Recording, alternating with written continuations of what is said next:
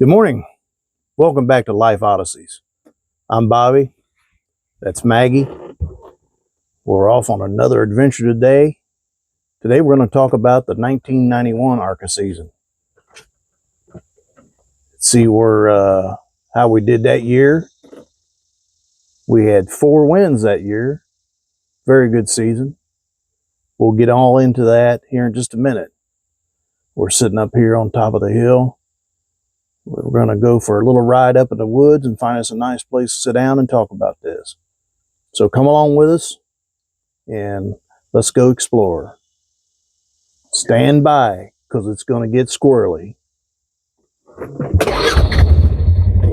Ready, Maggie? Let's go.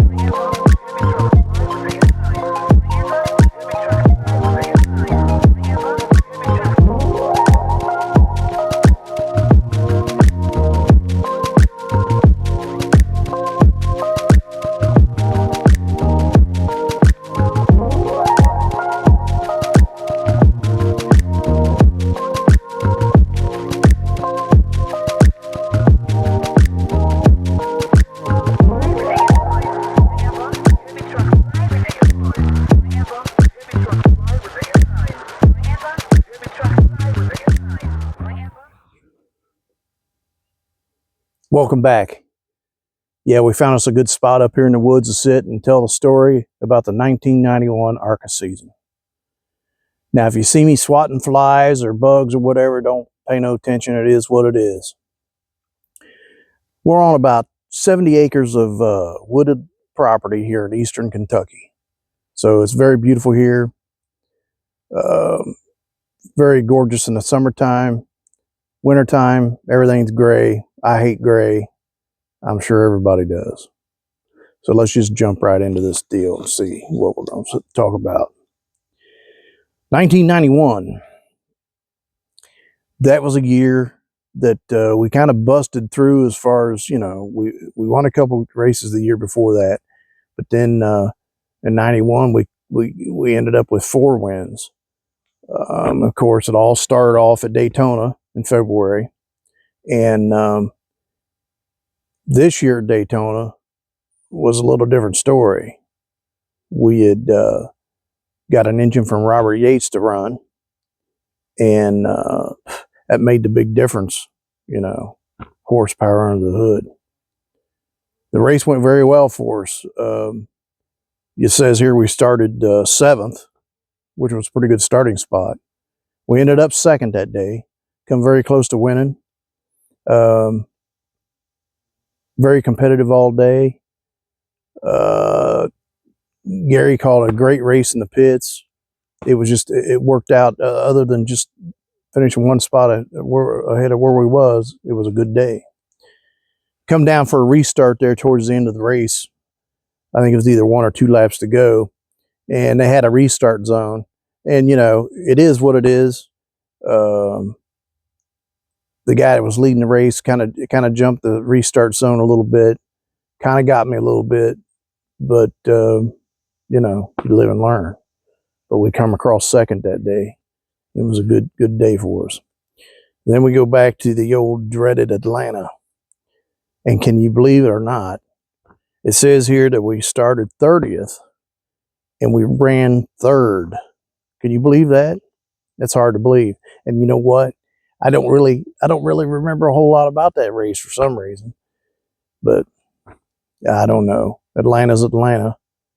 Just didn't have any luck there, but we did this day. We run 3rd. It was a good day for us. Then we go to the short tracks at Kilcare. Don't know what happened there. It says we started 5th and ended up 21st. Kilcare has always kind of been a good track for us, but I don't know what happened. Got in a wreck or something. Just wasn't a very good day at Kilcare. So then we go to Talladega after that. In my notes here, it says, we was running good, which we was. It says we qualified 8th, ended up 5th.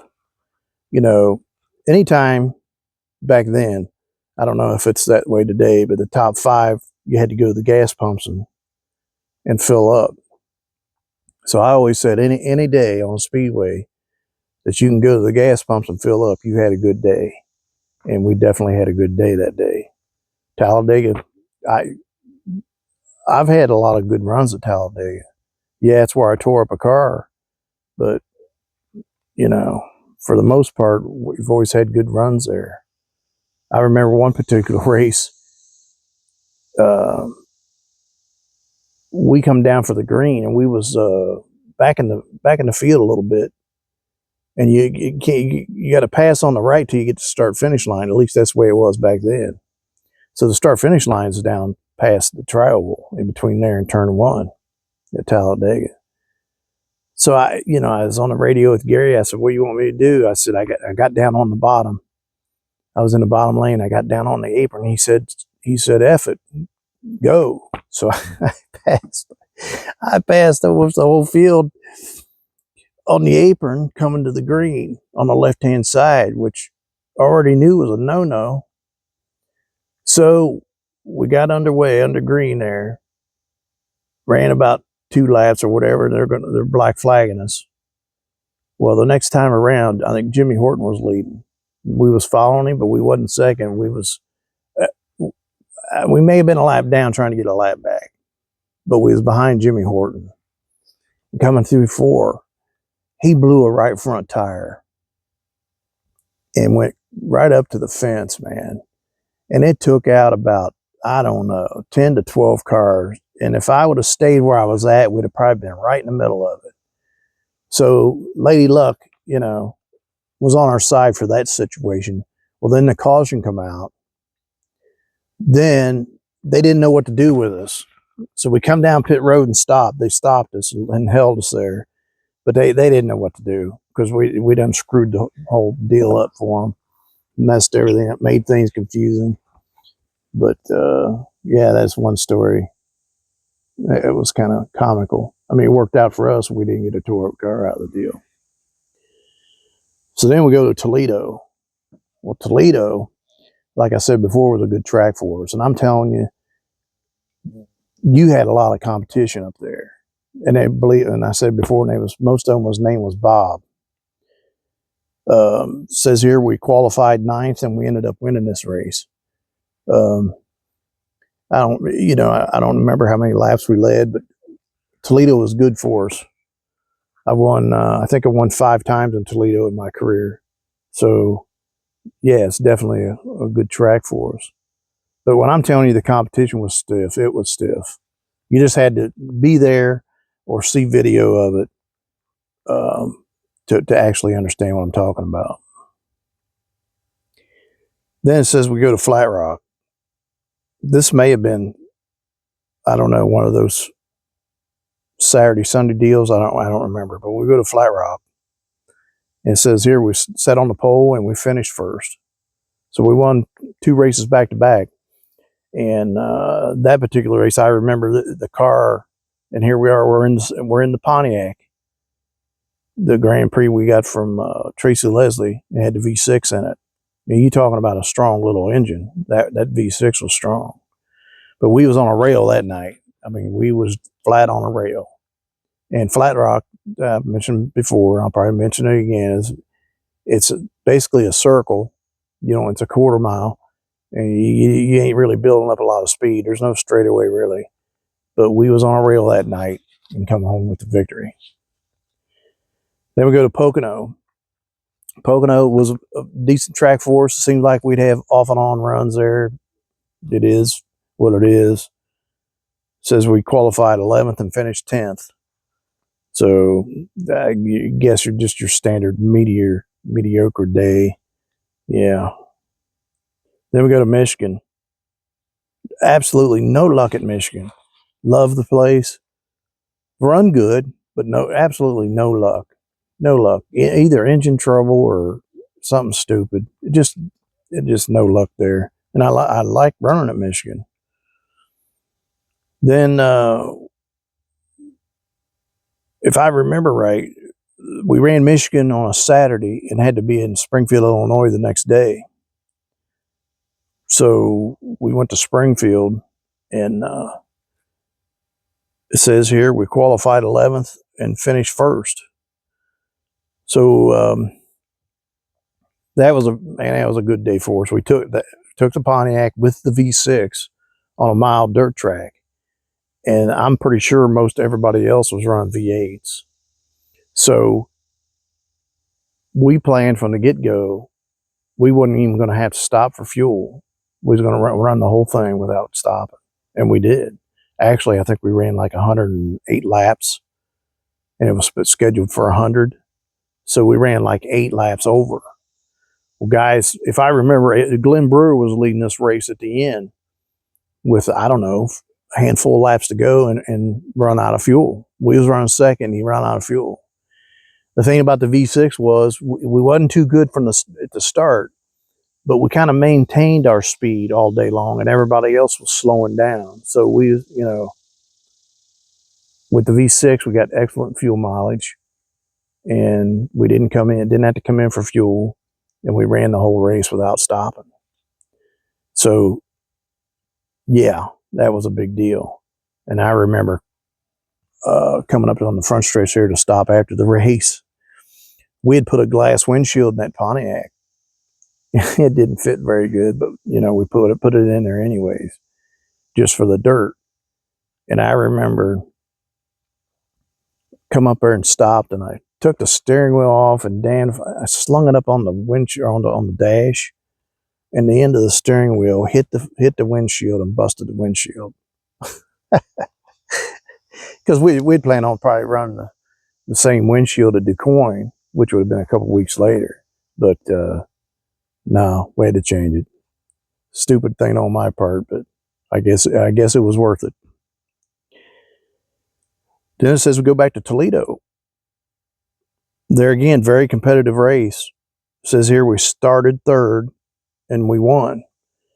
And there's a lot I can say about Springfield. Was competitive. Rulo brothers with Weltmeyer were driving. Those guys are some serious competitors. So one of those races, I remember dogging him pretty bad, and we get down in the corner, and I get halfway, I get down in the grass a little bit there in Toledo. That's before they changed it all the way it is today.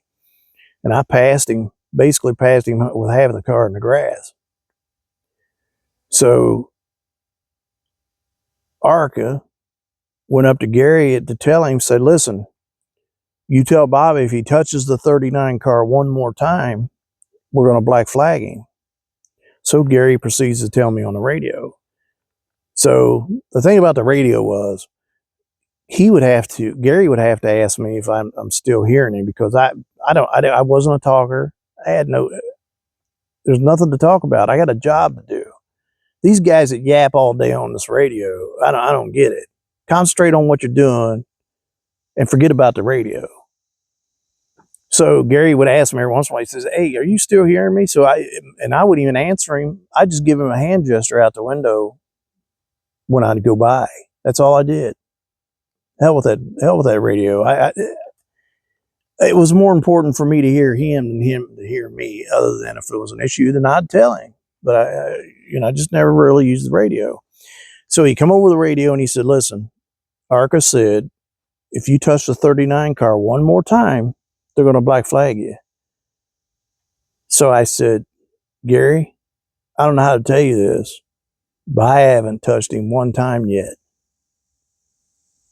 Well, if you're a race car driver, you know what I'm talking about. You know how close you are to the guy in front of you. Even though you can't see, you know.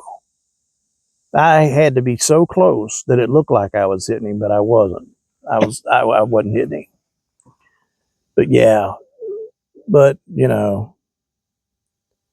some guys would cry the blues about certain things like that. Yeah, you just overlook it and keep going. It's for them to catch you. Heck with it.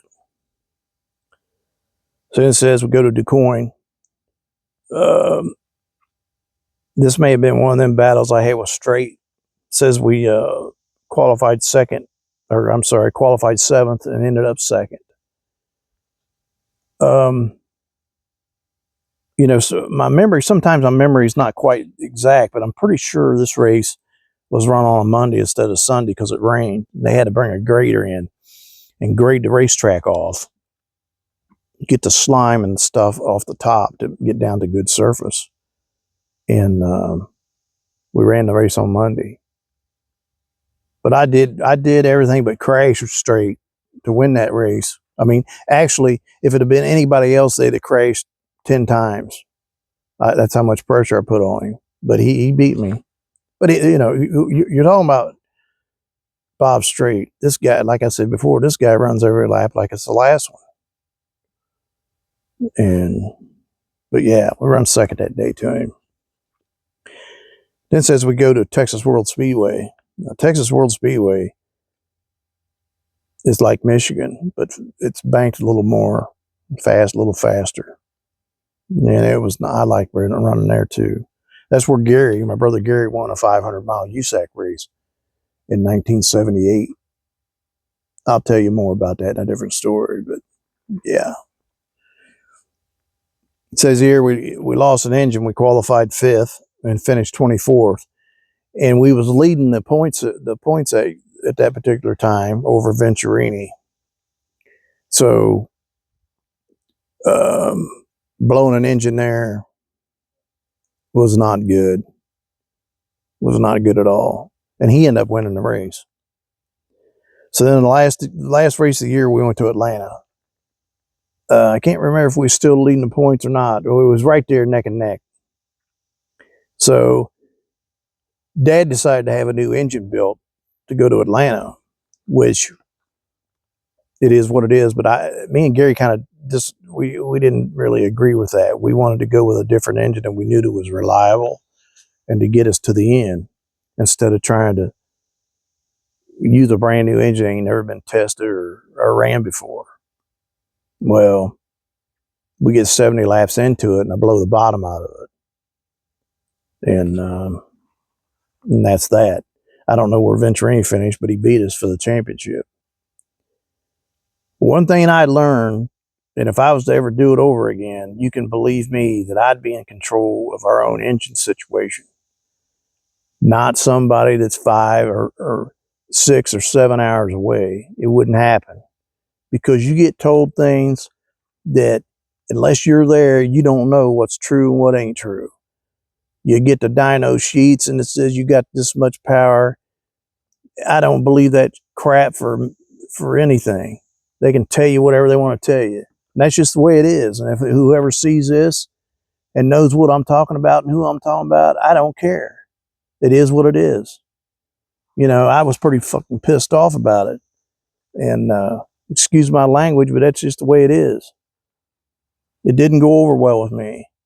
So Dad, he started to build an engine shop there at the place, but it cost too much money and it just takes too much time with everything else you got going on. That deal with the engine deal was a sore subject with me. Very, very sore subject. So we lost the championship.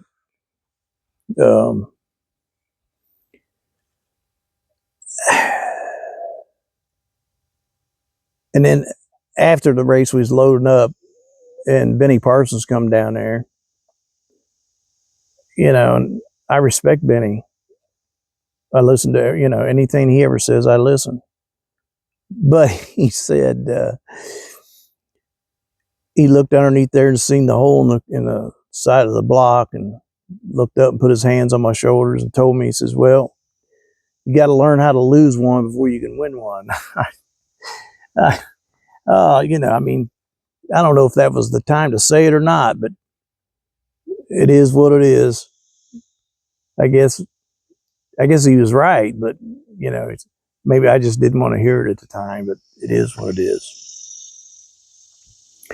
So all in all, 1991 was a good year other than losing the championship at the end of the year. And, well, I forgot to mention this. back to the engine deal that really pissed me off was the same engine builder was building our engines, was building Venturini's, but the engine place was where Venturini was from originally, in Chicago. So now it doesn't take a fucking rocket scientist to figure out what happened in that situation. We had 2 blown up engines at the end of the year and lose the championship. Now you tell me. But if I sound irate about it, I am. It was a screwed up deal right from the get go. But what can you say? All right, I think that'll do it for this video. Up here in the woods, up here in eastern Kentucky, I love it here. It's great. Maggie, she's over there in the general waiting on me, patiently waiting on me. So until next time, take it easy, and remember to subscribe, like, share, and leave a comment. Leave a comment. I don't know if I'll argue with you, but I'll answer you. So until next time, have a good day, and I'll talk to you later.